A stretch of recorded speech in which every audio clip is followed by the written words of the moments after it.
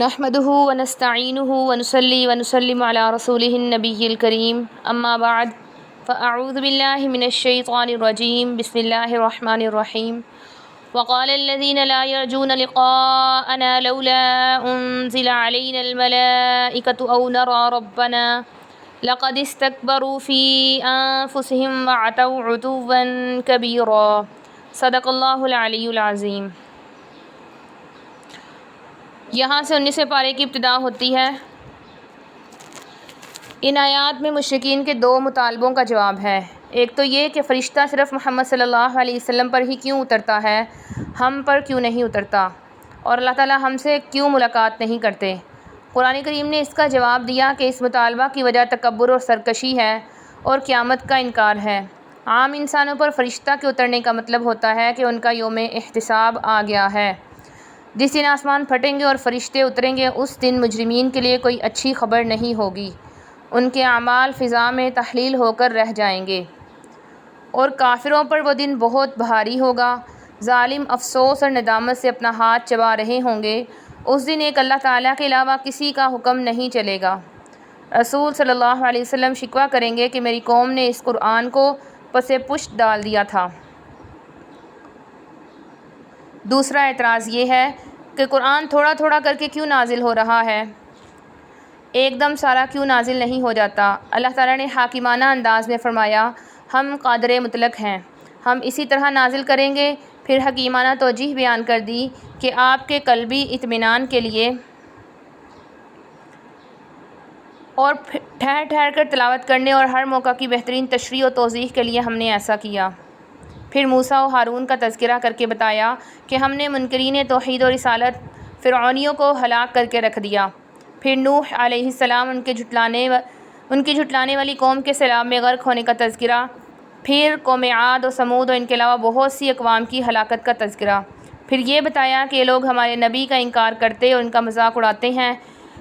اس قسم کی حرکتیں وہ لوگ کرتے ہیں جو خواہشات کو اپنا معبود بنا لیں اور عقل و شعور سے کام لینا چھوڑ دیں۔ یہ لوگ جانور ہیں بلکہ ان سے بھی برتر ہیں، ان سے بھی برے ہیں۔ یہ لوگ کائناتی شواہدات اور واقعاتی دلائل میں غور کر کے دیکھیں کہ سورج کی نقل و حرکت سائے کو کس طرح بڑا چھوٹا کرتی ہے، رات انسانوں کو ڈھانپ لیتی ہے، نیند تھکن کو ختم کر کے سکون کا باعث بنتی ہے اور دن چلنے پھرنے اور روزی کمانے کا ذریعہ ہے۔ بارش سے پہلے ٹھنڈی ہوائیں پانی برسنے کا پیغام لے کر آتی ہیں اور آسمان سے صاف ستھرا پانی برستا ہے جو مردہ زمین کی زندگی کا باعث بنتا ہے اور بے شمار انسانوں اور جانوروں کو سیراب کرتا ہے۔ ہم اسی طرح مختلف انداز اور اسالیب سے بات کرتے ہیں تاکہ وہ لوگ سمجھ کر نصیحت حاصل کر سکیں، لیکن پھر بھی اکثر لوگ انکار پر اتر آتے ہیں۔ آپ ان کی اطاعت نہ کریں بلکہ قرآن کریم کی روشنی میں ان کے ساتھ جہاد کرتے رہیں۔ یہ بھی اللہ تعالیٰ کی قدرت کا مظاہرہ ہے کہ میٹھے اور کھارے پانی کی لہریں ایک ساتھ چلتی ہیں۔ اسی اللہ تعالیٰ نے پانی سے انسانی زندگی کو تخلیق فرما کر اس کے نسبی اور سسرالی رشتے بنا دیے، اور تیرا رب ہر چیز پر قادر ہے۔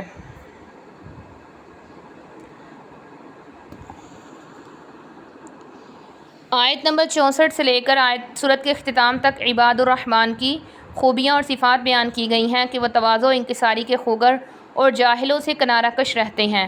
ان کی راتیں تہجد میں گزرتی ہیں، اس کے باوجود جہنم سے پناہ مانگتے ہیں، فضول خرچی اور بخل سے دور رہتے ہیں، توحید کے علمبردار، شرک سے بالاتر اور بے گناہ معصوموں کے قتل سے باز رہنے والے، اپنے گناہوں پر توبہ کر کے اپنے قصور کا اعتراف کرنے والے ہیں۔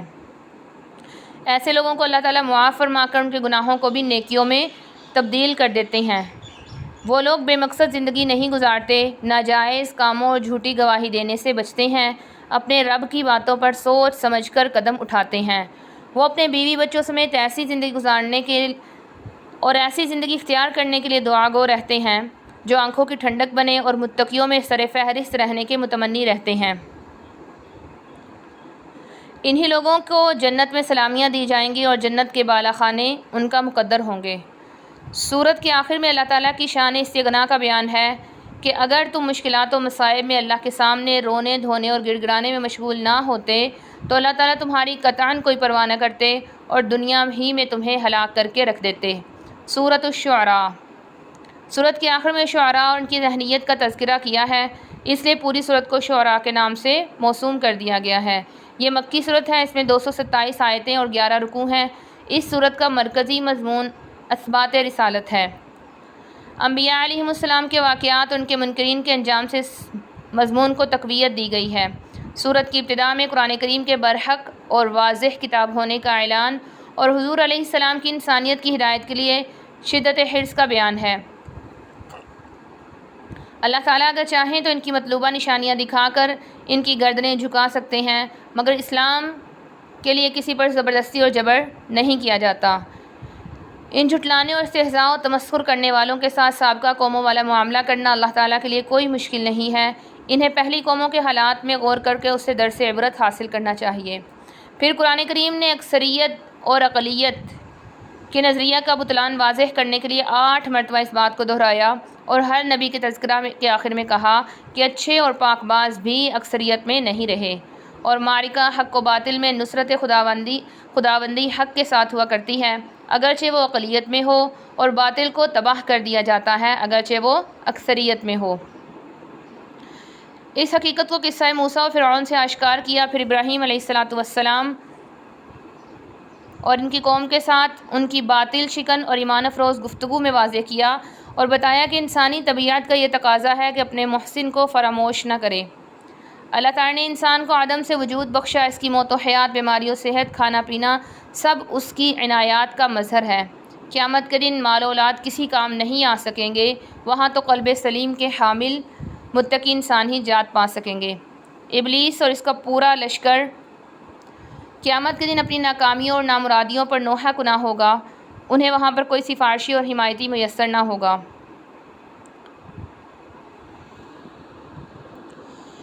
پھر نوح علیہ السلام اور ان کی قوم کے درمیان توحید و شرک کا معرکہ اور اس میں اہل ایمان کی اقلیت اور کشتی میں نجات اور اہل کفر و شرک کی اکثریت کے پانی کے سیلاب میں غرقابی اس نظریہ کو واضح کر دیتی ہے کہ تعداد کی کثرت کامیابی کی ضامن نہیں، بلکہ اعمال کی صورت اور حسن حقیقی کامیابی کی ضمانت ہے۔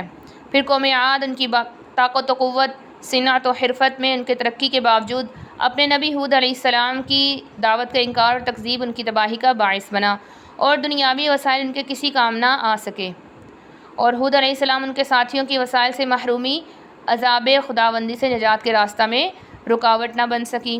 پھر قوم سمود اور ان کے نبی صالح علیہ السلام کے درمیان معرکہ حق و باطل، باغات اور کھیتیوں کی سرسبزی و شادابی، سنگ تراشی کی ٹیکنیک میں ان کی مہارت، ان کی بستی میں امن و امان کی مثالی حالت بھی نبی کے مقابلہ میں ان عذاب الہی سے نہ بچا سکی، اور مفسدین کی اکثریت کو تباہی سے دوچار کر کے مؤمنین کی اقلیت کو اللہ تعالیٰ نے بچا لیا۔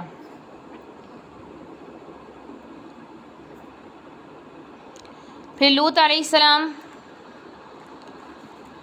اور ان کی فحاشی و عیاشی میں ڈوبی ہوئی قوم کے درمیان شرافت و شیطانیت کے معرکہ میں لوط علیہ السلام کی کامیابی اور ان کے مخالفین کی عبرتناک ہلاکت نے شریف اقلیت کو شریر اکثریت پر غلبہ کی نوید سنا دی ہے۔ پھر شعیب علیہ السلام کا مقابلہ ایک مستحکم معیشت اور تجارت کی حامل قوم کے ساتھ، جس میں ایک طرف ناپ تول میں کمی، جھوٹ اور فساد کی گرم بازاری، اور دوسری طرف امانت و دیانت، صدق و صلاح کے ساتھ وسائل سے محروم اقلیت کی کامیابی و کامرانی، اہل حق کے لیے نصرت خداوندی اور اہل باطل کے لیے آسمانی پکڑ کا واضح اعلان ہے۔ پھر قرآن کریم کے کلام رب العالمین ہونے کا واشگاف اعلان، امانت دار فرشتے جبرائیل علیہ السلام کے ذریعہ اس کا نزول، واضح عربی زبان میں اس کی ترکیب و تنسیق، اور پہلی کتابوں میں اس کے کلام برحق ہونے کی بشارتوں کے باوجود مشرکین مکہ کی طرف سے اس کا انکار ان کے تعصب اور مجرمانہ ذہنیت کا آئینہ دار ہے۔ ایک لمبے عرصے تک بھی اگر یہ لوگ دنیا کی عارضی نعمتوں میں سرشار رہیں، تب بھی عذاب خداوندی سے کسی طرح نہیں بچ سکیں گے۔ اصلاح کے عمل کا آغاز اپنے گھر اور خاندان سے کیا جائے۔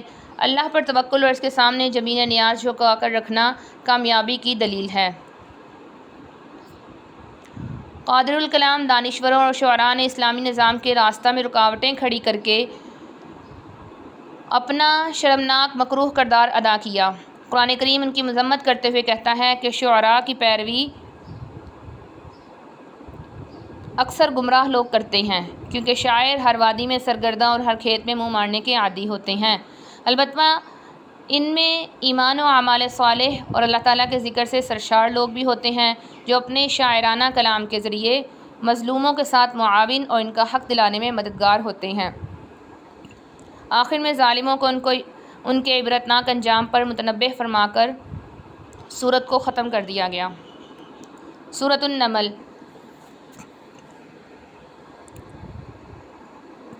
مکی صورت ہے۔ اس میں 93 آیتیں اور 7 رکوع ہیں۔ سورت کی ابتدا میں قرآن کریم کے اہل ایمان کے لیے بشارت اور ہدایت کی واضح کتاب ہونے کا اعلان ہے۔ پھر منکرین آخرت کے انجام بد کی نوید سنائی گئی۔ اس کے بعد قصہ موسیٰ و فرعون کی شکل میں معرکہ حق و باطل کو دل آویز اختصار کے ساتھ بیان کر کے بتایا کہ اللہ تعالیٰ اپنے بندوں کی مدد کرتے ہیں اور انہیں خوف اور ہر قسم کی مشکلات سے بچاتے ہیں، جبکہ ظالموں کو عبرتناک انجام سے دوچار کرتے ہیں۔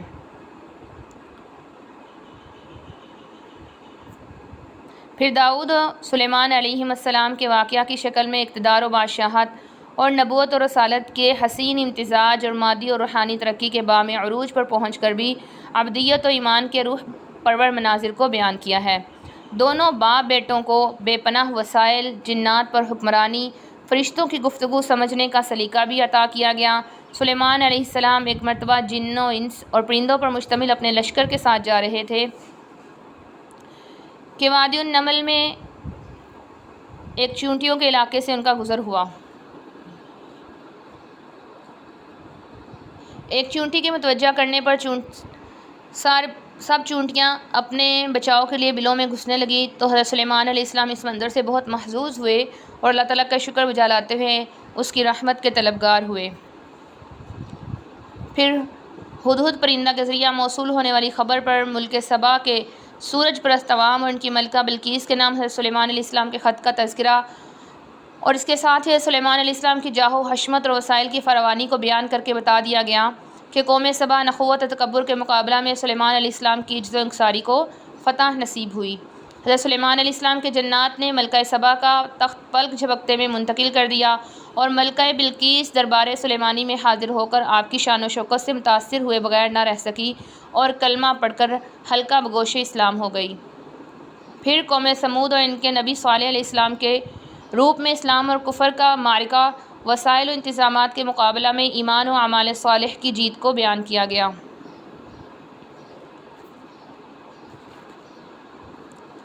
کہ جیت ہمیشہ حق ہی کی ہوتی ہے۔ پھر قوم لوط اور ان کی بد کرداری کے مقابلہ میں اللہ تعالیٰ کے نبی لوط علیہ السلام کی فتح اور نافرمانوں کی تباہی کی منظر کشی کی گئی ہے، اور پارہ کے آخر میں اللہ تعالیٰ کی حمد و ثنا اور منتخب بندگان خدا پر سلامتی کی نوید سنائی گئی ہے، اور معبود حقیقی اور معبودان باطلہ میں تقابلی مطالعہ کے ذریعے حق تک رسائی حاصل کرنے کی راہ سمجھائی گئی ہے۔ اللہ رب العزت ہم سب کو حق کی پیروی کرنے اور باطل سے بچنے کی توفیق عطا فرمائے۔ واللہ اعلم بالصواب، وآخر دعوانا ان الحمد للہ رب العالمین۔